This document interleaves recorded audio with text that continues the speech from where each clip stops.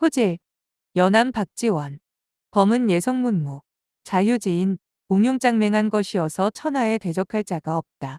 그러나 비위가 범을 잡아먹고 주구도 범을 잡아먹고 각도 범을 잡아먹고 오색사자도 큰 나무 구멍에서 범을 잡아먹고 자백도 범을 잡아먹고 표견은 날아서 범과 표범을 잡아먹고 황유는 범과 표범의 심장을 꺼내서 먹고 활이란 놈은 범과 표범에게 잡혀 먹힌 다음 뱃속에서 범과 표범의 간을 뜯어먹고 추위도 범을 만나면 찢어서 씹어 먹는다. 범이 맹룡을 만나면 눈을 감은 채 감히 뜨지도 못하는데 사람은 맹룡을 두려워 않고 범을 두려워하니 범의 위풍이 당당하지 않은가. 범이 개를 잡아먹으면 취하고 사람을 잡아먹으면 신령하게 된다. 범이 첫 번째 사람을 잡아먹으면 그 창비는 굴각이 되어서 범의 겨드랑이에 붙어 범을 남의 집 부엌으로 인도하여 소전을 핥으면 그 집 주인이 배고픈 생각이 들어서 아내에게 밤참을 짓게 하며 범이 두 번째 사람을 잡아먹으면 그 창비는 이홀이 되어서 범의 뺨따귀에 붙어 높은 데 올라가 우의 행동을 엿보다가 만약 골짜기에 함정이나 덕 같은 것이 있으면 먼저 가서 틀을 풀어버리며 범이 세 번째 사람을 먹으면 그 창비는 육혼이 되어서 범의 턱에 붙어 그의 아는 친구들의 이름을 대고 주서 섬긴다. 범이 창비들을 불러서 물었다.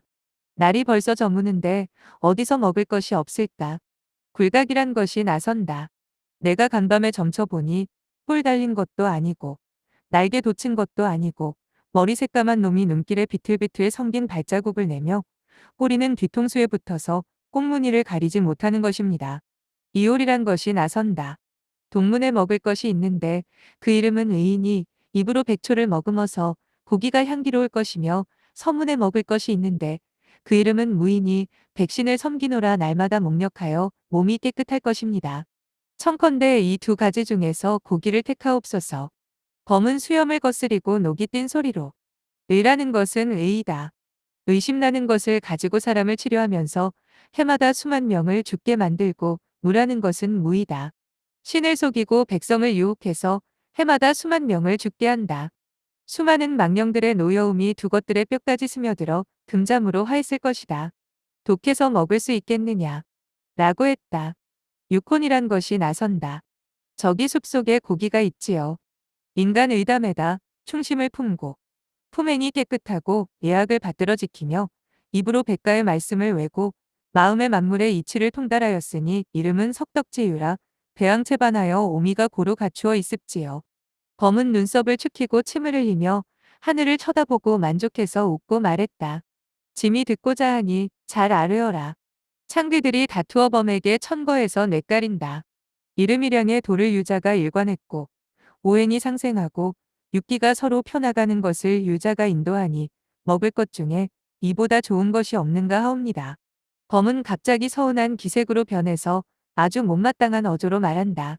음영이란 한기의 소장인데 이름이량의 둘로 나누었으니 그 고기가 잡될 것이며 오행은 제각기 자기 위치가 정해져 있어서 상생이란 있을 수 없는데 이제 억지로 장호의 관계를 만들고 함산에다 비정시켜 놓았으니 그 맛이 순수치 못할 것이며 육기는 자연히 유행하는 것이고 인위적인 선도가 필요치 않은데 이제 망령술의 재성이니 보상이니 하여 자기 공로를 나타내려 하니 그것을 먹다가는 생경하고 딱딱해서 체하거나 구역이 날 것이다.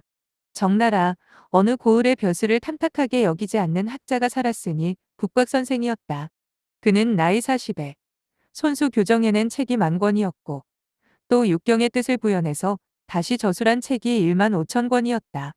천자가 그의 행위를 가상히 여기고 제후가 그 명망을 존경하고 있었다. 그 고장 동쪽에는 독리자라는 미모의 과부가 있었다. 천자가 그 절개를 가상히 여기고 제후가 그 현숙함을 사모하여 그 마을의 둘레를 봉해서 독립과 부지어라고 정표해 주기도 했다. 이처럼 독리자가 수절을 잘하는 부인이라 했는데 실은 슬하의 5 아들이 저마다 성을 달리하고 있었다. 어느 날 밤 5 놈의 아들들이 서로 짓거리기를 강 건너 마을에서 닭이 울고 강 저편 하늘에 샛별이 반짝이는데 방 안에서 흘러나오는 말소리는 어찌도 그리 북곽선생의 목청을 닮았을까 하고 5 놈이 차례로 문틈으로 들여다보았다. 독리자가 북곽선생에게 오랫동안 선생님의 덕을 사모했삼는데 오늘 밤은 선생님 글 읽는 소리를 듣고자 하옵니다.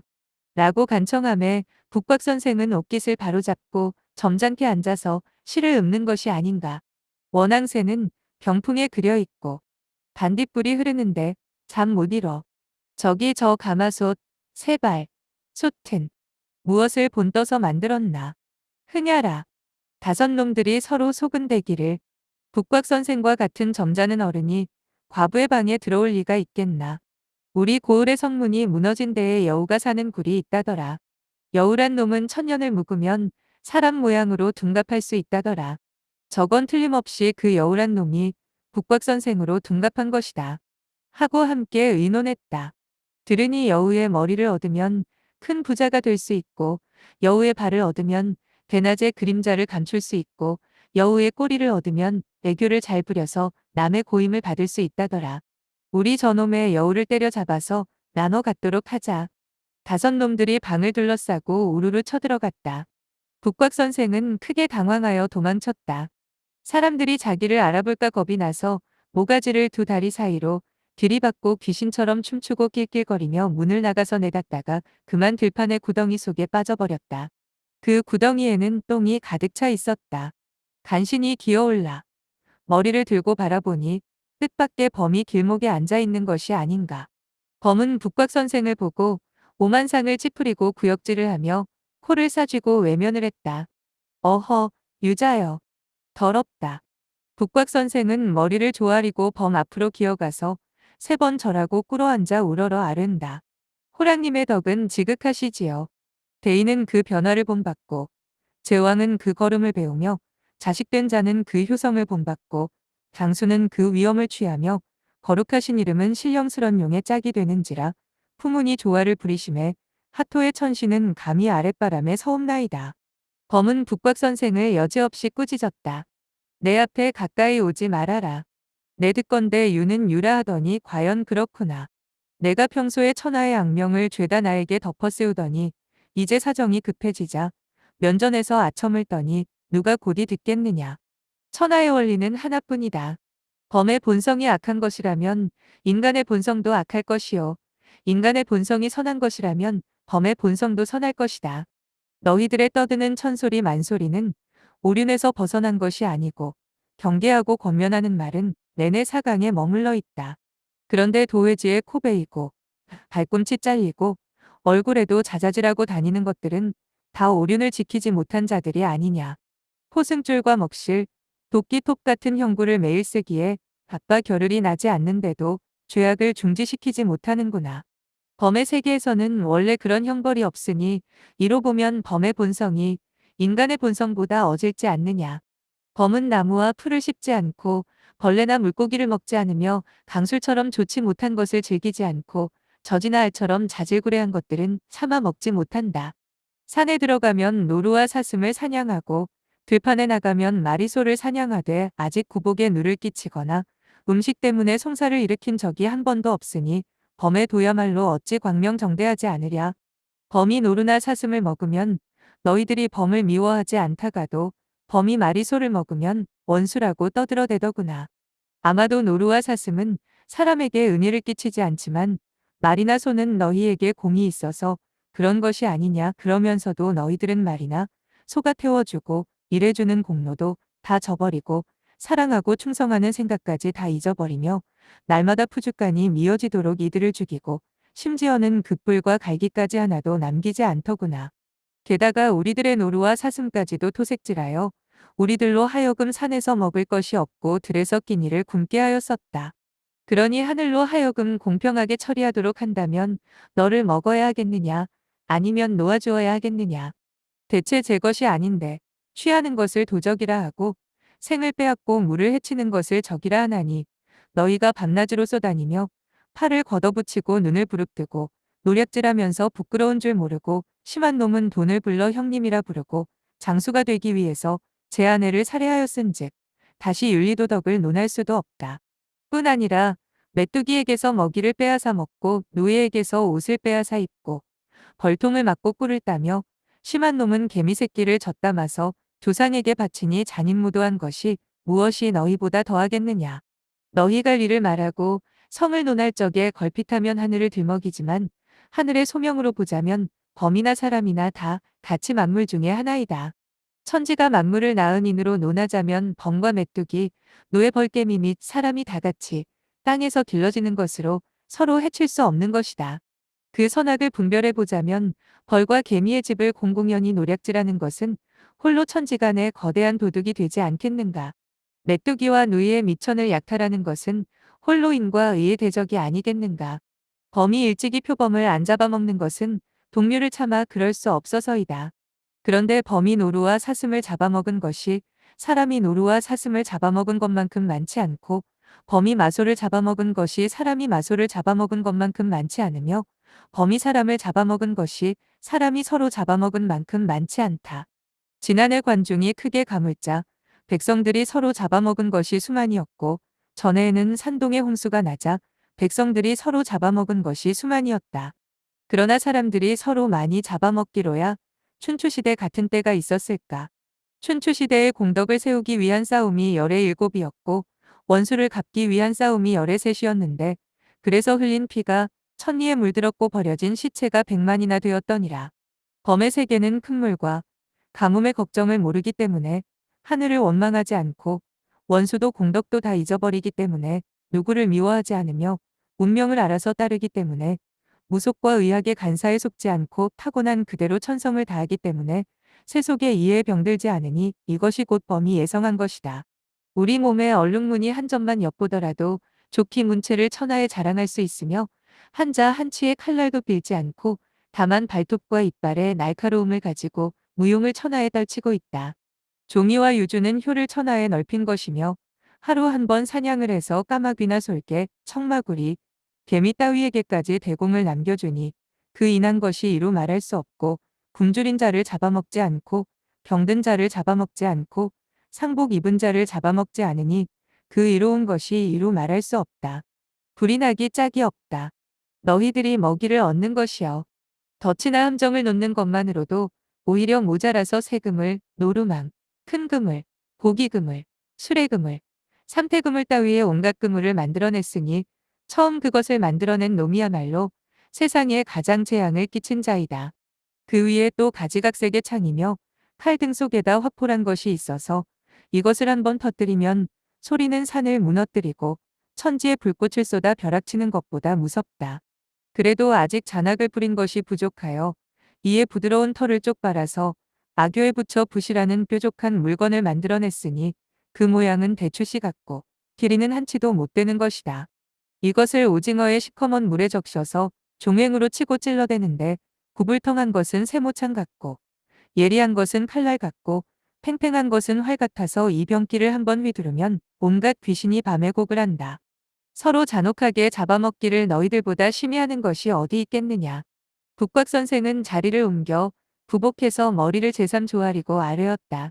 맹자에 일렀으되 비록 악인이라도 목욕제게하면 상제를 섬길 수 있다. 하였습니다. 하토의 천한 신하는 감히 아랫바람에 서옵니다. 북곽 선생이 숨을 죽이고 명령을 기다렸으나 오랫동안 아무 동정이 없기에 참으로 황공에서 절하고 조아리다가 머리를 들어 우러러보니 이미 먼동이터 주위가 밝아오는데 범은 간 곳이 없었다. 그때 새벽 일찍 밭을 갈러 나온 농부가 있었다. 선생님, 이른 새벽에 들판에서 무슨 기도를 드리고 계십니까? 북곽 선생은 엄숙히 말했다. 성현의 말씀에 하늘이 높다 해도 머리를 아니 굽힐 수 없고 땅이 두텁다 해도 조심스럽게 딛지 않을 수 없다. 하셨느니라. 연암씨는 말한다. 이 글은 비록 작자의 성명이 없으나 근세 중국인의 비분에 작일 것이다. 세운이 암흑시대에 들어 이적의 화가 맹수보다 더 심한데 지금 모렴치한 유자들은 경전의 장구를 끼워 맞춰서 곡하가세를 일삼고 있다. 이야말로 남의 묘혈을 뒤지는 유자로서 승량이나 범의 먹이도 못 될 것들이 아닐까. 이제 이 글을 읽어 봄의 말이 패리한 점이 없지 않아 장자의 거역편, 도척편과 취지를 같이 한다고 보겠다. 그런데 천하의 뜻 있는 인사들은 하루라도 중국을 잊고 있을 것인가. 지금 청나라가 중국 대륙을 지배한 지 사대를 지나 문치와 무비가 잘 되어서 100년 동안 안정을 누리고 세상이 아주 조용하니 이것은 한당의 시대에도 못 보던 일이다. 이처럼 백성들을 잘 다스려 보살피는 것을 봄에 이 또한 하늘이 보낸 명리가 아닌가 싶다. 옛날 어느 분이 하늘이 순순히 명하신다는 말에 의심을 품고 성인에게 질문하였던 바, 성인은 분명히 하늘의 뜻을 체득해서 하늘은 말씀으로 하는 것이 아니고 행동과 사적으로 보인다고 대답하였다. 내가 글을 읽다가 여기에 이르러 의혹되는 바가 많았다. 감히 묻건대 행동과 사적으로 보인다면서 오랑캐를 이용하여 중화를 변제시켜 놓는 것은 천하의 치욕이 아니며 백성의 원성과 의혹은 또 얼마나 심각한 것인가. 그리고 향긋한 것과 비린내 나는 것은 저마다 신의 덕에 따르는 것인데 지금 중국의 모든 신령이 얼마나 비린내 나는 것을 흠양하고 있는가. 그래서 인간의 처지에서 본다면 중화와 이적의 구분이 분명하지만 하늘의 명한 바를 좇아본다면 은호와 주면은 각각 시대에 따라 마련된 것이니 하필 청인의 홍무만 의심을 둘 것인가. 이에 천정인중의 설이 그 사이에 유행하고 인천상여의 원리가 도리어 후퇴해서기에게 복종하게 되었다. 그런데 옛 성편의 말씀과 부합되지 않으면 문득 천지의 기수가 이 모양이라고 한다. 슬프다. 이게 정말 기수란 말인가. 슬프다. 명나라의 명맥이 끊어진 지 이미 오래다. 중국의 인사들이 변발을 한 지도 100년의 세월을 넘겼으되 자나깨나 가슴을 치며 문득 명나라를 생각하는 것은 무슨 까닭인가. 차마 중화를 잊을 수 없기 때문이다. 한편 청나라가 취하는 정책도 어줍잖은 것이다. 예전 호족 출신의 임금들이 마지막엔 중국에 동화된 나머지 쇠망했던 것에 비추어 징계하는 철비를 새겨 전정에 세웠다. 그러나 저들도 항상 자기들의 복색을 부끄럽게 여기면서 오히려 자기들의 복색을 가지고 강약의 형세를 삼으려고 애를 쓰니 어찌 그다지 어리석단 말인가. 문왕무왕의 현철하심으로도 말주에 무너져가는 것을 붙잡지 못했는데 하물며 구구의 한낱 복색을 통해서 강세를 유지하려고 해서 되겠는가. 복색이 싸움 싸우기에 경편한 것으로만 말하면 북적 서융의 복색이라고 해서 싸움 싸우는 복색이 못될 것이 무엇인가. 힘이 능히 서북의 다른 호족들로 하여금 도리어 중국의 습속을 쫓게 할 수 있어야만 비로소 천하의 홀로 강하다고 할 수 있을 것이다. 천하의 사람들을 우욕의 구렁에 몰아넣고서 잠깐 치욕을 참고 우리를 따르면 강하게 될 것이라고 후령하는데 나는 그렇게 해서 정말 강하게 될 것인지 모르겠다. 굳이 자기네 복색을 강요한다 하더라도 신신옥님의 사이에 눈썹을 붉게 칠하고 누런 수건을 두른 도적무리가 자의에 의해 다른 사람과 구별했던 것처럼 되지는 못할 것이다. 가령 백성들이 한번 청나라의 홍모를 벗어서 땅에 팽개쳐 버린다면 청나라 황제는 앉아서 천하를 잃게 될 것이다. 철비를 세워 후세의 교훈을 삼으려던 것이 참으로 부질없는 것이 아닌가. 이 글은 원래 제목이 없었는데 이제 글 가운데 호질 두 글자를 뽑아서 제목을 삼아둔다. 중국의 산하가 맑아질 날을 기다려 보기로 하자. 이상 연암 박지원의 소설 호질을 마칩니다. 경청해 주셔서 감사합니다.